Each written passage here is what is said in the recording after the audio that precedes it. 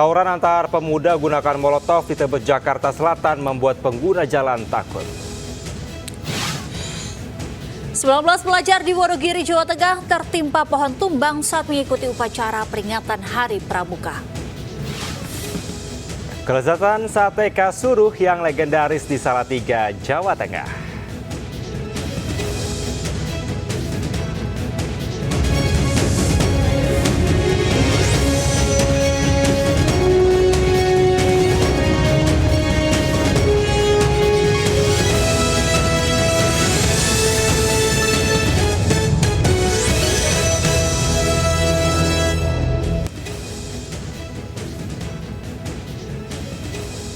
Assalamualaikum warahmatullahi wabarakatuh. Selamat pagi pemirsa. Halo Angel, selamat pagi. Selamat pagi Kevin, selamat pagi pemirsa. Bagaimana hari ini? Pagi ini tepatnya. Iya, aku selalu semangat luar biasa. Kamu gimana hari ini, sehat? Luar biasa, semangat menggebu-gebu untuk menjalani aktivitas hari ini. Semoga berjalan lancar, begitu juga dengan pemirsa ya. Ya, pemirsa juga tetap semangat untuk mengawali pagi hari ini, Angel ya. Betul, pemirsa, selain 3 berita tadi, kami juga hadir dengan beragam informasi menarik lainnya. Bersama saya, Kevin Pakan. Dan saya Angelika Dea Fagam. Inilah Lintas Sains Pagi selengkapnya.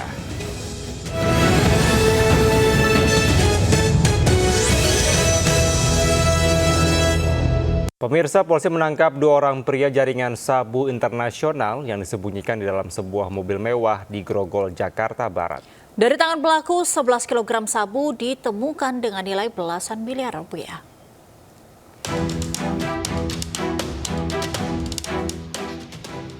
Petugas gabungan Satres Narkoba Polres Jakarta Barat dan petugas kepolisian dari Polres Pelabuhan Tanjung Priok menghadang sebuah mobil yang diduga dibawa oleh kurir narkoba di Grogol, Jakarta Barat. Polisi langsung menggeledah mobil. Saat pintu mobil mewah itu dibongkar, ternyata polisi menemukan sabu yang beratnya hingga 11 kg senilai belasan miliar rupiah. Sabu dibungkus plastik dan dikemas dengan kemasan teh untuk mengelabuhi petugas. Polisi langsung mengamankan 2 orang dan membawa barang bukti ke Mapolres Jakarta Barat. 2 orang pelaku berinisial M 23 tahun sebagai kurir dan pelaku berinisial A berusia 31 tahun sebagai perantara dari bandar narkoba jaringan ASEAN. Pelaku juga mengaku sudah 6 kali menyelundupkan sabu dalam jumlah banyak ke ibu kota. Wilayah luar negeri tentunya, tetapi masih di wilayah ASEAN.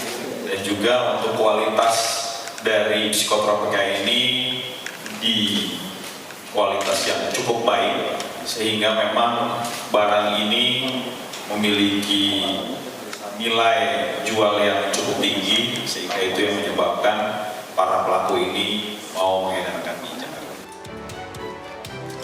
Polisi masih memburu orang-orang di balik pelaku yang dipastikan jaringan sabu internasional. Sementara para pelaku terancam hukuman mati atau seumur hidup sesuai UU Narkotika. Dari Jakarta, Miftahul Gani, Ayus melaporkan. Pemirsa, aksi nekat dilakukan oleh satu keluarga asal Sukorejo ini. Mereka diduga mencuri kopi milik warga di lahan pertanian warga di Temanggung, Jawa Tengah, Selasa sore kemarin. Ya, proses evakuasi terhadap pelaku berlangsung dramatis.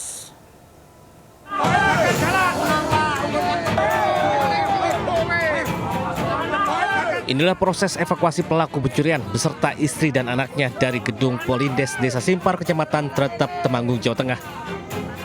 Banyaknya massa yang datang menggeruduk lokasi membuat personil Polres Temanggung kewalahan meredam amarah warga.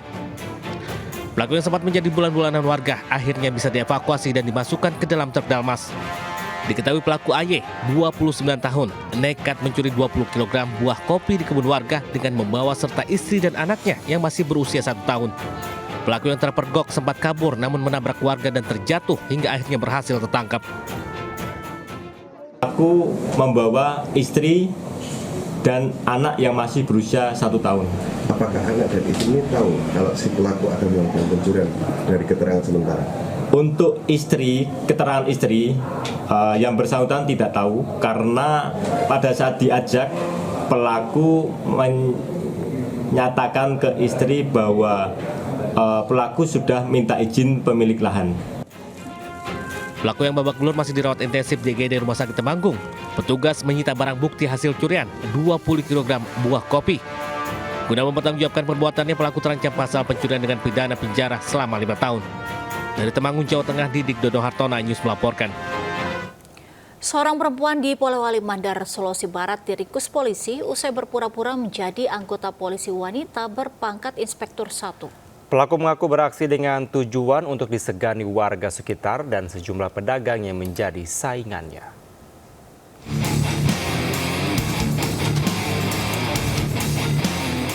Aparat Satreskrim Polres Polewali Mandar meringkus seorang perempuan berinisial MD, warga Kecamatan Tapangu yang mengaku sebagai anggota polisi. Usai digeledah, petugas turut menyita seragam poluan lengkap dengan pangkat. Pelaku langsung digelandang ke Mapolores Polman guna proses hukum lebih lanjut. Aksi pelaku terbongkar setelah warga curiga dengan pelaku yang mengaku anggota poluan bertugas di Mabes Polri. Pelaku mengaku beraksi dengan tujuan untuk disegani warga sekitar dan juga sejumlah pedagang yang menjadi saingannya.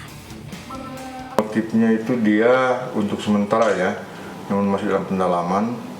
Nah, bahwa dia mengaku diri sebagai pelawan, ini ada kekhawatiran dari dia, ketakutan usahanya disaingi, sehingga dia mengaku diri sebagai pelawan dengan harapan orang yang mau bersaing usaha dengan dia itu mengurungkan niatnya. Polisi masih mendalami kasus. Jika terbukti bersalah, pelaku terancam pasal tentang penggunaan tanda kehormatan dengan ancaman hukuman 2 tahun penjara. Dari Polewali Mandar, Sulawesi Barat, Huzair Zainal, Ayus, melaporkan. Pemirsa, sebuah gudang distributor makanan ringan di Jalan Siliwangi, Kota Semarang, Jawa Tengah dibobol kawanan pencuri. 2 berangkas berisi uang 20 juta rupiah dan surat berharga raib dicuri pelaku. Para pelaku juga sempat merusak CCTV.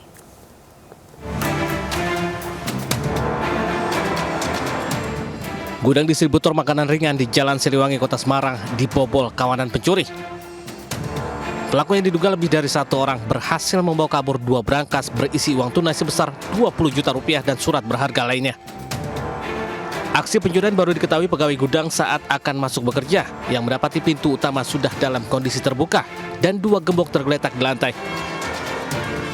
Mengetahui kejadian tersebut, pegawai gudang kemudian melaporkan ke pihak kepolisian. Diperkirakan pelaku membawa linggis, artinya karena ada bekas congkelan yang mana itu akan merusak pintu. Sementara itu, polisi yang tiba di lokasi langsung melakukan olah tempat kejadian perkara dan meminta keterangan sejumlah saksi. Untuk mengelabui polisi, di lokasi kejadian 2 CCTV sengaja dirusak oleh pelaku saat akan beraksi. Kasus pencurian berangkas masih diselidiki pihak kepolisian. Dari Semarang, Jawa Tengah, Wisnu Wardana News melaporkan. Pemirsa, kebakaran besar melanda ratusan rumah semi permanen di permukiman padat penduduk di kawasan Penjagalan, Penjaringan, Jakarta Utara. Api diduga berasal dari pembakaran obat nyamuk di salah satu rumah warga di lokasi.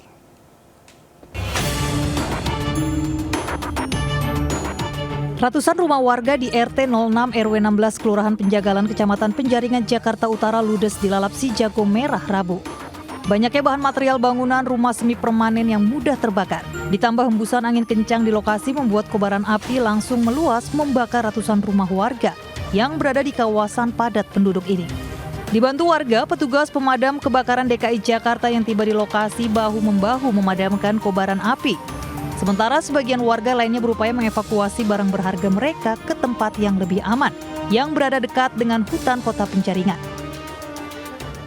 Informasi untuk sementara obat nyamuk. Obat nyamuk. Dari di dalam rumah atau gimana? Di dalam rumah. Untuk sementara dievakuasi dari TKP sekitar 50 meter arah Taman Hutan Kota Penjaringan. Belum diketahui pasti penyebab kebakaran tersebut terjadi, namun dugaan sementara api berasal dari pembakaran obat nyamuk di salah satu rumah warga di lokasi. Dari Jakarta, Sofian Firdaus, Ainus melaporkan. Pasca kebakaran yang melanda ratusan rumah di permukiman padat penduduk di Manggarai, Jakarta Selatan, ribuan warga terpaksa mengungsi ke sejumlah posko.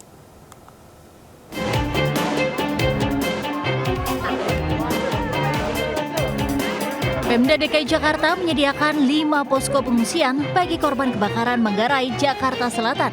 Salah satunya di SDN 05 Manggarai yang menampung 1.348 jiwa dari 378 kartu keluarga. Sejumlah bantuan sudah diterima oleh masyarakat, antara lain bantuan makanan dan pakaian. Namun, warga masih membutuhkan bantuan lainnya seperti obat-obatan dan susu balita. Para korban yang mengungsi di sini juga berharap pemerintah bisa membantu mereka menyediakan rumah baru.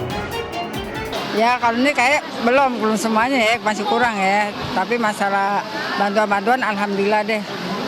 Cukup. Saya sih pengen dibikin semula kayak semacam rumah lagi gitu, Pak. Saya gitu aja, diperbaiki lagi lah. Sedikitnya 3.000 warga terdampak kebakaran Manggarai yang terjadi Selasa lalu. Bantuan air bersih, air minum, makanan, dan kebutuhan para pengungsi pun disediakan di 5 posko yang telah disiapkan. Dari Jakarta, Jen Cahyani, Nadifa Adin, Eri Nugraha, Ayus melaporkan. Sementara pemirsa, bagaimana suasana malam pengungsi korban kebakaran Manggarai? Berikut laporan dari reporter Jen Cahyani dari salah satu posko pengungsian. Pemirsa, ini adalah kondisi salah satu posko pengungsian korban kebakaran pemukiman padat penduduk di Manggarai, Jakarta Selatan. Saya berada di SDN Manggarai 05, salah satu dari 5 posko pengungsian yang digunakan oleh Pemprov DKI Jakarta untuk menampung korban terdampak kebakaran. Dan pemirsa, di belakang saya ini adalah tenda yang digunakan para pengungsi untuk tidur. Di sini ada 3 tenda yang dibangun di dalam SDN 05 Manggarai. Dan untuk di posko pengungsian di sini sendiri menampung sebanyak 1.600 jiwa dari 412 kartu keluarga. Kalau untuk para pengungsi sendiri di sini tidur di tenda maupun juga di teras-teras di gedung sekolah.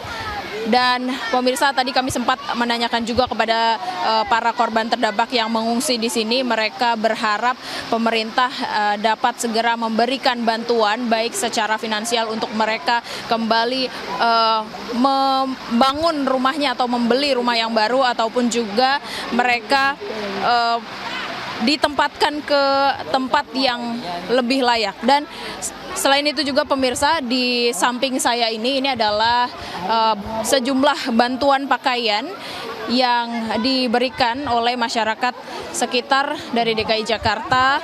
Kalau dilihat mereka juga saling berebut untuk mengambil bantuan pakaian yang sudah diletakkan di sini. Sementara itu pemirsa, memang kita doakan mereka semua dapat diberikan kesehatan dan juga kondisi yang lebih baik ke depannya. Dari Jakarta, Jen Cahyani bersama juru kamera Nadifa Adine dan Eri Nugraha melaporkan. Pemirsa, mantan Gubernur DKI Jakarta yang juga bakal calon Gubernur Jakarta dalam Pilkada 2024, Anies Baswedan mengunjungi posko pengungsian korban kebakaran di permukiman Manggarai, Jakarta Selatan Rabu malam. Selain berinteraksi dengan warga, Anies juga memberikan bantuan pangan untuk mempermudah pemulihan kondisi korban kebakaran.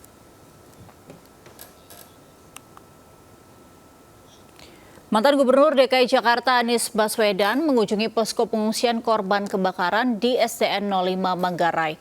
Warga menyambut antusias kedatangan Anies Baswedan dan menyampaikan keluhan para korban kebakaran yang menghauskan ratusan rumah di permukiman padat penduduk ini. Anies Baswedan yang diproyeksikan akan maju dalam kontestasi Pilkada Jakarta mendatang juga memberikan bantuan pangan secara simbolis dari organisasi pendukungnya. Ya, jadi kami datang menjenguk saudara-saudara kita yang sedang mengalami musibah kebakaran. Dan di sini dibangun posko dari Humanis Inisiatif Indonesia yang di sini menyiapkan nanti kebutuhan pangan khususnya. Pertama, sekarang keselamatan dulu. Kesehatan anak, lansia, ibu itu harus jadi prioritas. Kalau mereka aman kesehatan, nutrisi, kemudian juga tempat untuk higienis yang baik. Pemirsa, 19 pelajar di Kabupaten Wonogiri, Jawa Tengah tertimpa pohon tumbang saat mengikuti upacara peringatan Hari Pramuka.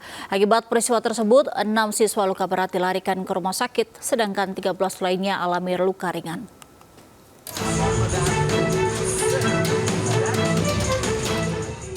Sebuah pohon tumbang saat upacara peringatan Hari Pramuka di SMPN 1 Wuryantoro di Kabupaten Wonogiri, Jawa Tengah. 19 pelajar terluka usai tertimpa pohon. Insiden berawal saat puluhan pelajar SMP, SMA, dan SMK mengikuti upacara peringatan Hari Pramuka di SMPN 1 Wuryantoro. Tiba-tiba, sebuah pohon setinggi 4 meter di dekat barisan murid tumbang dan menimpa para siswa yang berdiri di bagian belakang pasukan upacara tersebut. Akibat kejadian, 6 siswa dilarikan ke RSUD Wonogiri dan 13 korban luka ringan dievakuasi ke puskesmas setempat. Jadi ada insiden kejadian ya yang kita semua tidak tahu karena memang itu dianggap mungkin lepas dari persiapan, sehingga ada salah satu pohon yang sudah kering itu tumbang dan pas mengenai barisan yang dekat dengan pohon tersebut. Pasca kejadian, petugas Polres Wonogiri sempat memeriksa lokasi kejadian, sementara upacara tetap dilanjutkan. Dari Wonogiri, Zanuar Setiaji, iNews melaporkan. Kita ke informasi lainnya, pemirsa. Terdakwa kasus dugaan korupsi pengelolaan tata niaga Komunitas Timah Harvey Muiz menjalani sidang perdana di Pengadilan Tipikor Jakarta. Suami dari artis Sandra Dewi ini tidak mengajukan eksepsi atas dakwaan yang dibacakan jaksa penuntut umum.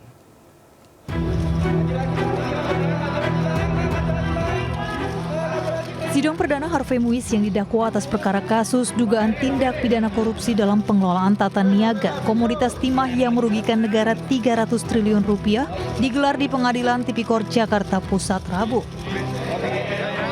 Jaksa penuntut umum membacakan dakwaan primer atas Harvey yang mewakili PT Refine Bangkatin. JPU membeberkan nominal uang yang didapat Harvey dari kasus itu mencapai 420 miliar. Yang juga mengalir ke rekening istrinya Sandra Dewi. Harvey juga disebutkan membelikan 88 tas bermerek untuk Sandra Dewi. Selesai pembacaan dakwaan, Harvey mengaku telah memahami poin dakwaan dan tidak akan mengajukan eksepsi.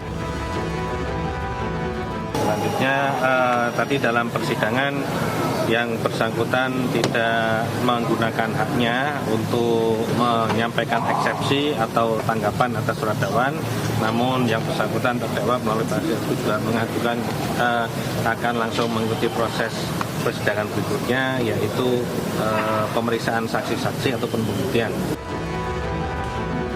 Sidang akan dilanjutkan dengan agenda pembuktian dari JPU pada Kamis pekan depan. Total saksi yang disiapkan JPU untuk sidang selanjutnya sudah ada 168 saksi. Dari Jakarta, tim liputan iNews melaporkan.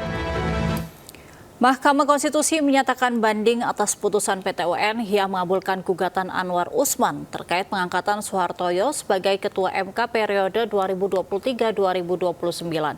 Sebelumnya, PT UN Jakarta menyatakan pengangkatan Soehartoyo sebagai Ketua MK batal atau tidak sah. Mahkamah Konstitusi menyatakan sikap banding atas putusan PT UN terkait gugatan Hakim Konstitusi Anwar Usman. Sikap banding disepakati 7 hakim yang hadir dalam rapat permusyawaratan hakim atau RPH. Anwar Usman sendiri diketahui tidak hadir dalam RPH tersebut.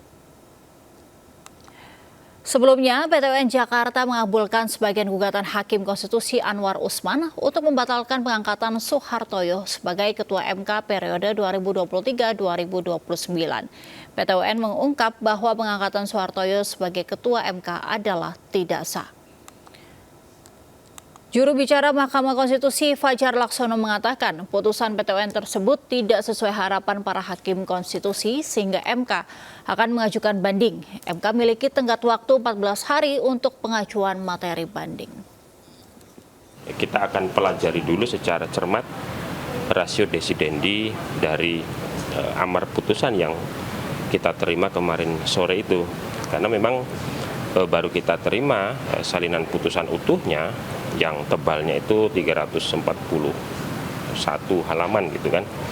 Nah itu yang penting untuk kita cermati dulu mana-mana yang kemudian akan kita banding atau ya seperti apa nanti tergantung dari hasil pencermatan kita. Pemirsa, Usman Kansong mengundurkan diri dari jabatan Direktur Jenderal Informasi dan Komunikasi Publik Kementerian Komunikasi dan Informatika. Terhitung sejak 13 Agustus 2024, Usman sudah tak lagi menjabat sebagai Dirjen IKP Kemenkominfo.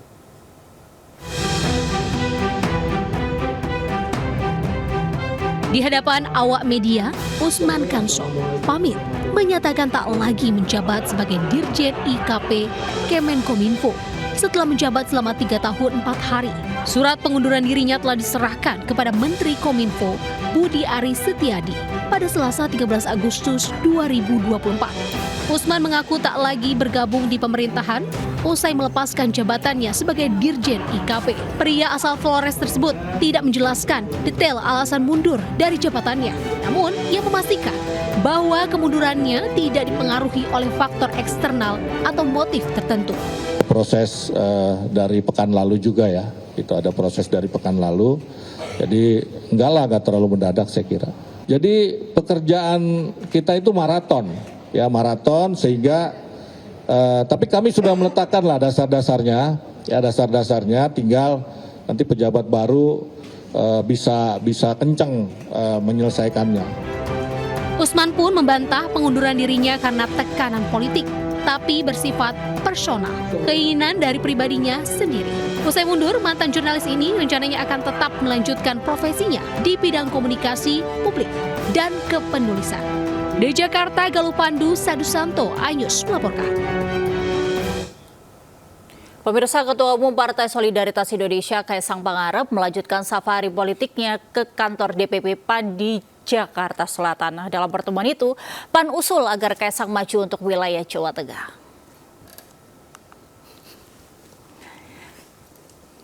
Ketua Umum PSI Kaisang mendatangi kantor DPP PAN di Jakarta Selatan. Kedatangan Kaisang disambut langsung oleh Sekjen PAN dan sejumlah pengurus DPP PAN.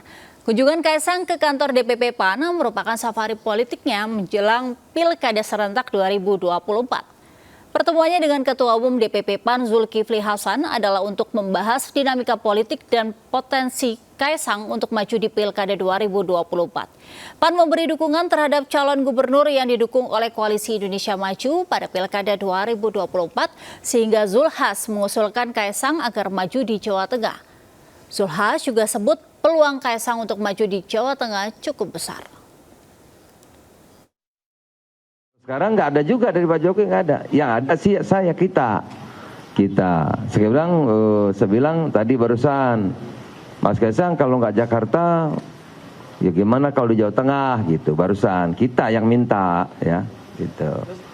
Kami dari PSI mengucapkan terima kasih karena sudah berkenan kami untuk berkunjung dan diterima di DPP PAN. Seperti Pak Ketum bilang, ada beberapa poin juga politiknya sedikit sebenarnya, tadi lebih banyak guyonnya. Tapi tadi juga ada doa dari Ketum PAN supaya di tahun 2029 nanti PSI dan PAN berkoalisi dan bisa lebih dari 20%. Sementara pemirsa, Ketua Umum PDI Perjuangan Megawati Soekarnoputri menilai Pilkada serentak 2024 yang akan berlangsung akhir November penuh dengan upaya penghalangan kepada seseorang untuk mencalonkan diri. Mega juga menyinggung ditinggalnya PDIP oleh partai-partai besar yang membentuk Koalisi Indonesia Maju Plus.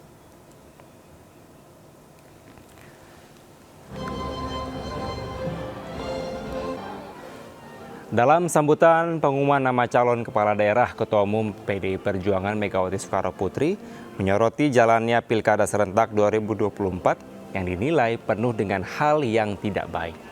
Selain itu juga ada berbagai upaya penghalangan kepada seseorang untuk mencalonkan diri atau maju dalam Pilkada 2024. Megawati menyebut upaya menghalangi seseorang dilakukan dengan membentuk koalisi yang dilakukan oleh sejumlah partai besar, yaitu Koalisi Indonesia Maju Plus. Mega pun merasa PDIP ditinggal sendirian. Lucu juga deh, kalau lihat nih sekarang pilkada nih,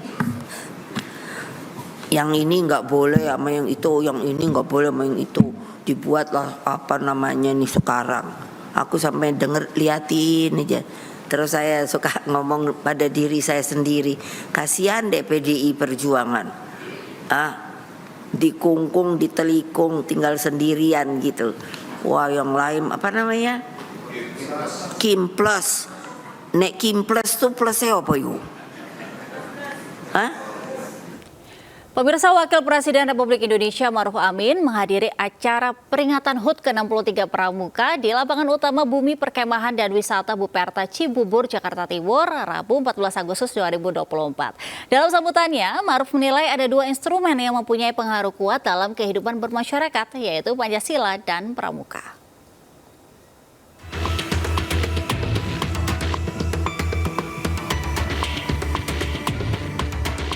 Peringatan Hari Pramuka ke-63 tahun 2024 ini mengusung tema Pramuka Berjiwa Pancasila Menjaga NKRI. Tema ini tidak hanya mencerminkan semangat kebangsaan, namun juga menekankan pentingnya nilai-nilai Pancasila dalam menjaga keutuhan bangsa dan negara Indonesia. Wapres Ma'ruf Amin menyatakan, Pancasila hadir sebagai instrumen yang menyatukan kemajemukan suku, agama, ras, etnis, budaya, dan geografis melalui kebinekaan. Ma'ruf Amin mengungkapkan harapannya agar gerakan Pramuka dapat berperan aktif dalam mencegah distorsi nilai-nilai Pancasila, sehingga nilai luhur tersebut tetap terjaga dalam setiap warga negara Indonesia. Menurut saya, seorang Pramuka pastilah seorang Pancasilais. Dan seorang Pancasilais pasti mencerminkan semangat dan jiwa kepramukaan.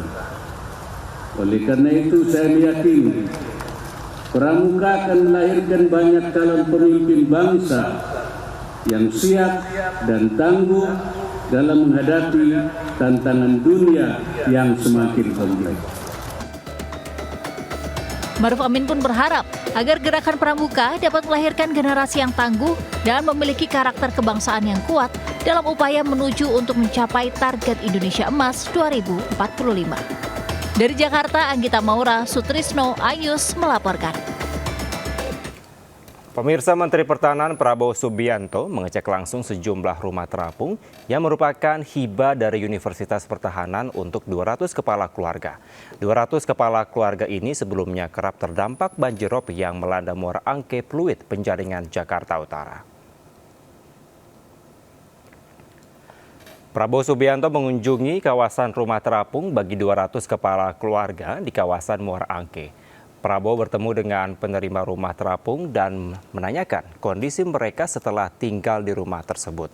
Di dalam salah satu rumah warga, Prabowo melihat rumah terapung yang dihibahkan Universitas Pertahanan ini dibangun dengan sumber air bersih, kamar tidur, sumber listrik dari tenaga surya, WC, dan beberapa perabotan seperti lemari. Kawasan rumah terapung di Kelurahan Pluit yang sebelumnya kerap terimbas banjirop ini juga dilengkapi lapangan terapung bernama Lapangan Bela Negara. Pembangunan rumah terapung ini bagian dari program pengabdian masyarakat Universitas Pertahanan, tindak lanjut dari gagasan Prabowo yang ingin membantu masyarakat di utara Jakarta untuk hidup layak dan juga mampu beradaptasi dengan kondisi yang kerap terkena banjirop. Jadi Pak, 1, 2, 3. Baik, terima kasih Pak. Pemirsa, menjelang peringatan HUT ke-79 Republik Indonesia, Presiden Joko Widodo menganugerahkan tanda jasa dan kehormatan kepada 61 tokoh di Istana Negara Jakarta Rabu sore. Wamen Parekraf Angela Tanusudibio menerima bintang jasa utama.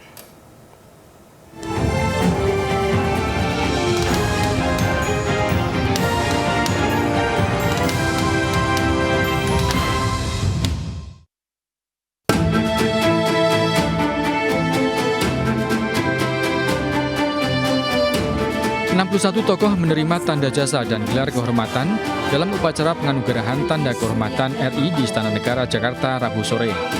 Para tokoh ini dinilai telah memenuhi syarat untuk menerima tanda jasa dan kehormatan sesuai ketentuan undang-undang. 23 menteri, 10 wakil menteri hingga budayawan turut menjadi penerima tanda kehormatan. Jokowi memberikan tanda kehormatan RI berupa medali kepeloporan, Bintang Republik Indonesia Utama, Bintang Mahaputra Adi Pradana, Bintang Mahaputra Utama, Bintang Mahaputra Pratama, Bintang Mahaputra Nararya, Bintang Jasa Utama, Bintang Jasa Pratama, dan Bintang Budaya Parama Dharma. Wakil Menteri Pariwisata dan Ekonomi Kreatif Enzila Tanusudebio menerima tanda kehormatan Bintang Jasa Utama.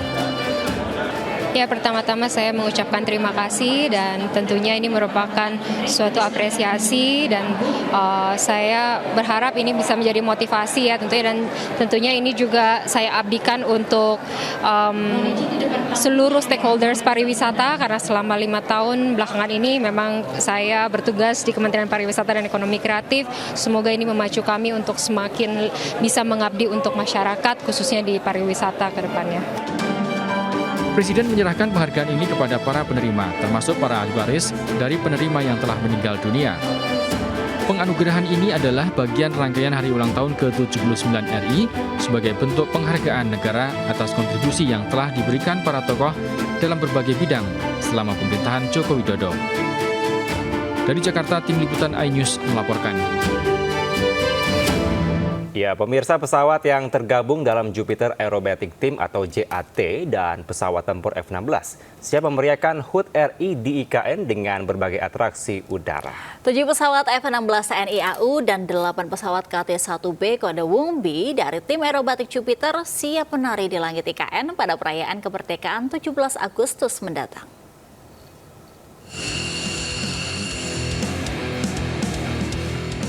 Tujuh pesawat tempur F-16 milik TNI AU telah tiba di Pangkalan Lanut, Domber, Balikpapan, Kalimantan Timur. Pesawat multiguna yang menjadi kebanggaan TNI AU ini diparkir di landasan dengan pengawalan ketat. Tak hanya F-16, tim aerobatik Jupiter terdiri dari 14 penerbang juga mendatangkan 8 pesawat KT-1B kode Wongbi. 8 pesawat Jupiter ini berangkat dari kota Surakarta. Tim telah melakukan latihan parsial dan latihan gabungan dengan pesawat tempur F-16 yang bermarkas di Lanut Iswahju di Kota Madiun, Jawa Timur. Kedua pesawat itu akan melakukan atraksi di langit IKN pada perayaan 17 Agustus mendatang.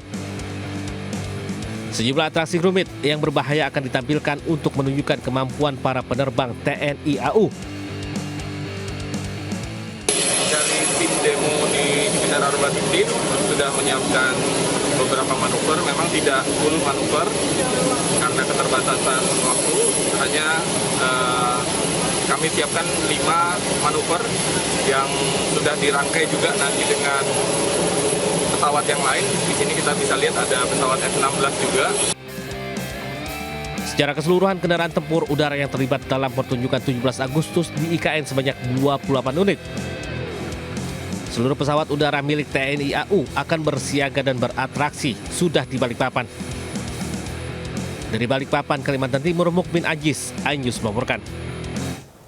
Pemirsa, Presiden Joko Widodo meresmikan Plaza Seremoni di kawasan Sumbu Kebangsaan Ibu Kota Nusantara, Kalimantan Timur. Plaza Seremoni merupakan ruang terbuka yang berada di antara Istana Garuda dan Taman Kusuma Bangsa yang akan menjadi area berkumpul bagi masyarakat yang hadir saat upacara kemerdekaan. Jelang HUT ke-79 Republik Indonesia, Presiden Joko Widodo meresmikan Plaza Seremoni di kawasan Sumbu Kebangsaan Ibu Kota Nusantara, Kalimantan Timur, Rabu pagi. Plaza Seremoni merupakan ruang terbuka yang berada di antara Istana Negara dan Taman Kusuma Bangsa. Area ini dapat menampung hingga 8.000 orang dan akan digunakan dalam perayaan HUT kemerdekaan pada 17 Agustus mendatang. Menurut Presiden Jokowi, hasil pembangunan di IKN sudah mulai terlihat dengan telah didirikan beberapa fasilitas dasar serta fasilitas pendukung. Presiden berharap dengan banyaknya ruang terbuka dapat membuat Ibu Kota Nusantara menjadi kota yang harmonis dan damai. Pembangunan tahap 1 Ibu Kota Nusantara terus dikebut oleh pemerintah agar siap digunakan saat upacara kemerdekaan. Pemirsa, dilepasnya hijab 18 calon paskibraka putri saat pengukuhan menuai kontroversi. Salah satu keluarga anggota paskibraka mengaku kaget anaknya lepas hijab saat pengukuhan paskibraka. Sementara itu, Badan Pembinaan Ideologi Pancasila atau BPIP menyatakan tidak ada paksaan dan merupakan bentuk kesukarelaan untuk memenuhi peraturan yang ada.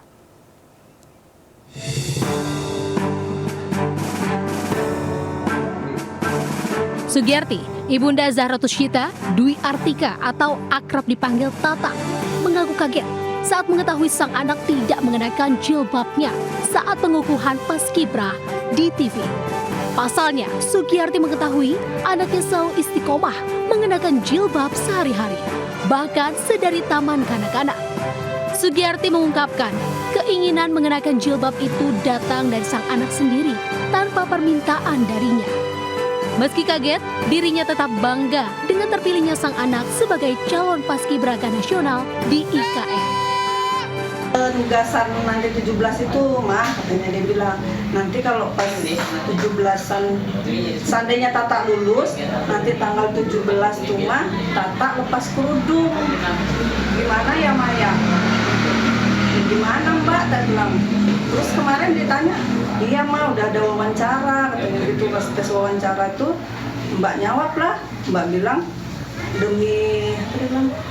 demi menjalankan tugas negara, ya siap, bilang gitu. Sehubungan berkembangnya wacana di publik terkait tuduhan kepada pemaksaan lepas hijab, Badan Pembinaan Ideologi Pancasila atau BPIP memahami dan aspirasi masyarakat. BPIP menegaskan bahwa tidak melakukan pemaksaan lepas hijab. Hal itu merupakan bentuk kesukarelaan untuk memenuhi peraturan yang ada. BPIP memahami aspirasi masyarakat.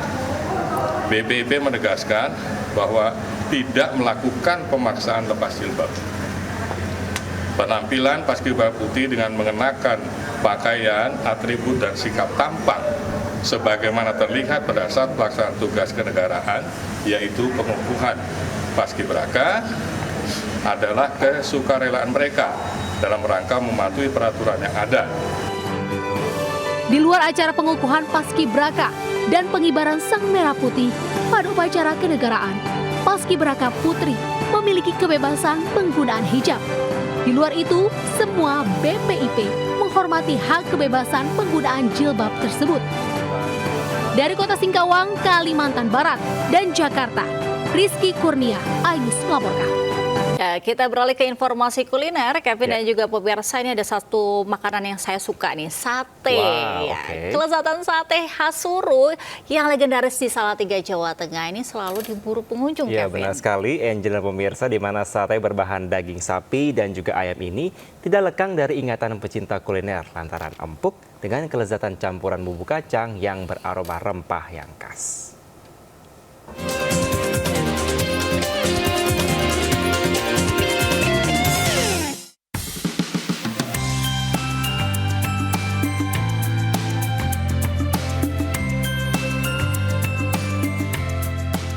Warung Sate Suru Bu Harkim di Jalan Jenderal Sudirman, Kota Salatiga, Jawa Tengah merupakan salah satu kuliner legendaris yang selalu diburu masyarakat. Tak hanya warga sekitar Salatiga, Boyolali, dan Semarang, para pecinta kuliner sate ini juga banyak yang datang dari Jakarta. Sate Suru Bu Harkim ini empuk dan gurih, bercita rasa bumbu kacang kaya rempah yang khas. Sate Suru di warung yang telah berdiri sejak tahun 1980 ini sangat cocok dinikmati dengan ketupat. Khas aja gitu loh Mas, bumbunya tuh beda dari yang lain. Kalau bumbunya mungkin ya sambelnya yang bikin beda tuh rasanya. Dari udah terkenal kan di Salatiga. Selama libur panjang Natal dan Tahun Baru, pemilik warung mampu menjual hingga 10.000 tusuk per hari. Wah, ini melonjak. Pokoknya kalau liburan panjang tuh rame. Rame terus ini. Dari luar kota, Jakarta, Jogja, dari Semarang. Bagi Anda yang tengah berkunjung ke Kota Salatiga, jangan lupa manjakan lidah Anda dengan kelezatan cita rasa khas sate yang senantiasa banyak dinikmati pengunjung selama 43 tahun terakhir ini. Dari Kota Salatiga, Jawa Tengah, Lurisa Lulu, Ayus melaporkan. Ya, sementara Angel dan pemirsa, ada informasi upacara pengabenan di Desa Antiga, Kabupaten Karangasem, Bali yang mencuri perhatian. Ya, bagaimana tidak, Bade sebagai tempat jenazah menjulang setinggi 30 meter dan berat 6 ton. Sarana upacara Bade ini menjadi salah satu yang tertinggi dari yang pernah ada. Inilah